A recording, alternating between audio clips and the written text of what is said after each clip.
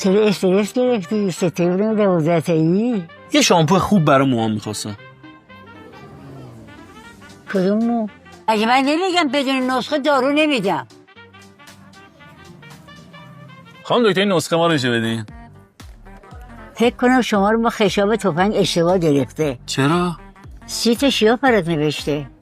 بگی برده برو. خانم دکتر یه کرم برای ترک پا میخواستم. بفرمایید کرم جل. خارجیشو نداری؟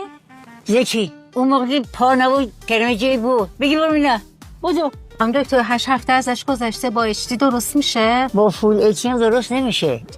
تموم شد. دندونم درد میکنه. لیدوکائین داری؟ خودتی. بگی برو. خانم دکتر پام ترک عمیق داره یه کرم جی لطفا. چشم. بفرمایید. خانم دکتر من کلا خستم، حوصله هیچ کاری ندارم. چی بخورم؟ از این کرم استفاده کن. یه کرم جیه که ترک شما از اون عمیق‌تره. خانم دکتر قرص اشتهاتون چنده؟ 70 تومن. چه خبره؟ شما که 70 تومن نداری با قرص اشتباه چه غلطی میخوای بکنی؟